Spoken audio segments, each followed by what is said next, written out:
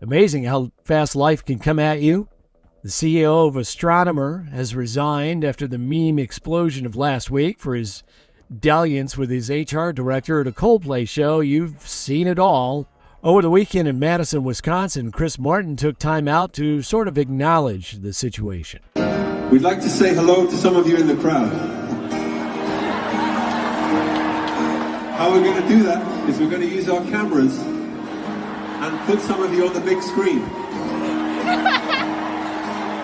So please, if you haven't done your makeup, do your makeup now. Meanwhile, Kristen Cabot, the HR person, really screwed up. Because as it turns out, her husband's family is very well-known New England old money. They trace their roots in this country 10 generations and are known to be loaded. And now she's probably going to end up in divorce court. Dad, Mom saw you on TV. You're dead. Here's the thing. The kiss cam is only supposed to be for the enjoyment of the people at the game. They never show that on TV. What people do in the privacy of their own sports arena should be their own business. Gone viral. This post surfaced on, I believe, Applebee's Facebook page. All right, this woman posted this on July 3rd. Her name is Caroline. It reads, quote, I came into Applebee's expecting the usual comfort food, and I ended up having one of the strangest dining experiences of my life. Our server barely acknowledged us. He dropped off menus, disappeared for long stretches, brought out our food with zero enthusiasm, and never once checked to see if we needed anything else. After our lackluster meal, we walked out to the parking lot and immediately spotted our server sitting in his car with the windows cracked and a cloud of weed smoke pouring out. He saw us, smiled like we were old friends, and then cranked up his stereo. Out of nowhere, he started singing to us in a fake Jamaican accent, repeating the phrase, "We don't serve apples or bees at Applebee's," over and over again. He sang it 14 times. We counted. Oh, that is brilliant. All right. We go from that to this. A few years back, a flyer caught my eye. It was a person advertising for you to pay them to come to your house dressed as a squirrel. There's been an update on this offer, and like the last one, it comes to us from Seattle. It reads, quote, invite me over to your home. It is illegal to have a pet squirrel in the state of Washington. I will come over dressed as a squirrel, and you can feed me peanuts from your hand. This is not a kink. This is a serious art form. I will compensate you $22.68 an hour for your time. Only on this flyer, the $22.68 was crossed out, and a new figure, a better offer, $23.81 an hour. I go on to quote, I will provide the peanuts. This is my passion. Due to popular demand, next available booking is February 6th, 2029. If you'd like to learn more, email squirrelwatchingseattle@gmail.com.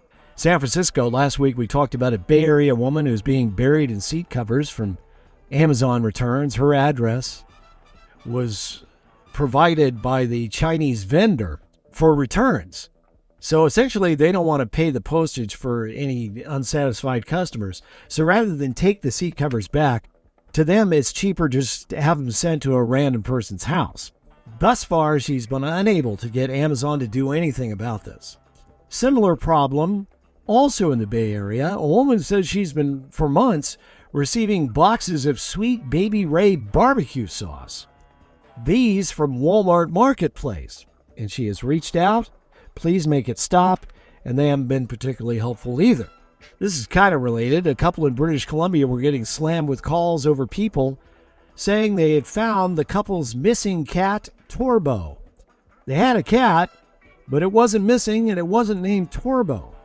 As you can imagine, they were a bit confused and finally got someone to tell them what was going on. Hi, I think I might have found your cat, Torbo. Hey, I think I found your cat, Torbo. I just started receiving all of these random calls, and finally Jonathan answered the phone, and he's like, why are you calling this number? It's 11 o'clock at night. They were kind enough to let us know your number is actually on a t-shirt that I bought. First thing we did was try to contact them on Instagram, and we did get a reply just saying like, hey, sorry about using your number, but we're not making that shirt anymore. It turns out Their phone number was on a t-shirt that depicted a missing cat flyer. Now, why you would make a t-shirt out of this, I have no idea. Anyway, people were seeing the shirt or buying the shirt and responding to it, trying to scam themselves some reward money. So yeah, they don't make the shirt anymore, but people are still wearing it. Kind of a hassle there. Rockland, Maine, a woman being followed by this maniac did the right thing. She pulled into a police station parking lot. He followed right behind her and slammed into a parked police cruiser before fleeing the scene. Police chased down 29-year-old Tilford Tillman. Oh, man. That's quite a name. Tilford Tillman. And they say, yes, he was intoxicated. Everett, Washington, it's believed this fire crew just north of Seattle may have made one mistake. Namely, they left the keys in the fire truck. Some yahoo took off on a joyride the other day that caused serious damage to at least 10 vehicles. The last one he really nailed and could go no further. Had to flee on foot, and he did a good job of that because he's still at large. Not to be outdone, New York, police looking for a woman who took an out-of-service train for a joyride at 4:30 in the morning the other day before ditching the train and walking away. They say she just took the train from one stop to the next, and that was good enough for her. And they have yet to find her.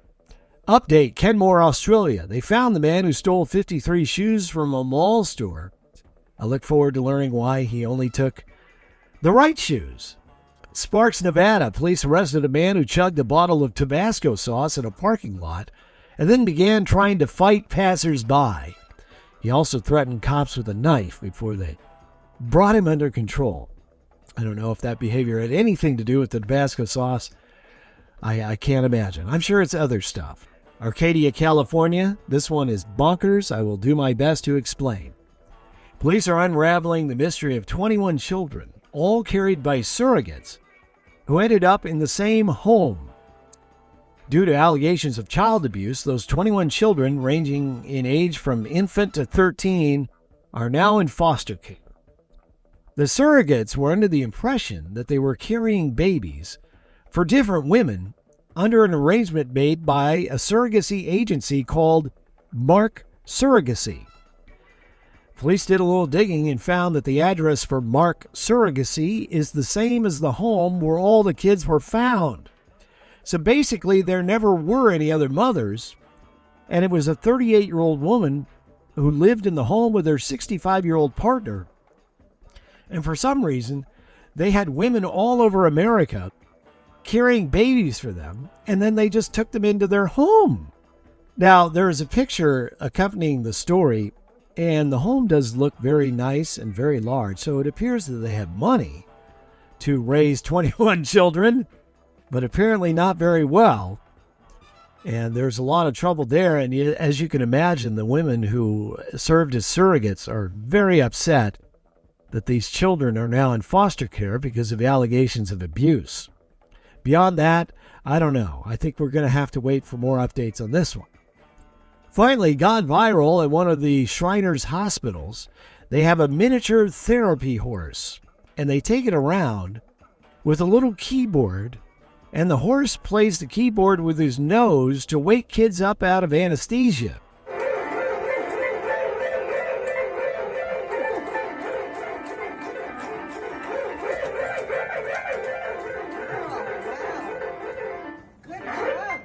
Now, that's very cute, but if I'm waking up after surgery, that's not the first thing I want to hear. I would have assumed, as one commenter put it, that I had died during surgery.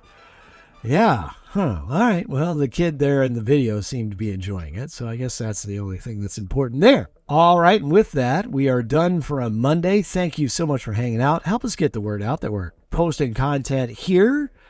I got to be honest with you. I don't know that I'll ever work for another radio station again. I don't know. I mean, there's not a lot of radio station owners around at this point. And so consequently, there aren't a lot of people to work for. So I don't know what's going to happen. So I'm just going to do this and try to figure everything out. Try to figure out the rest of my life. And I do appreciate you helping me to have an outlet for my random thoughts, essentially. God knows what my wife would have to listen if it weren't for you. And so we do appreciate that. Again, help us spread the word, and we'll chat again tomorrow.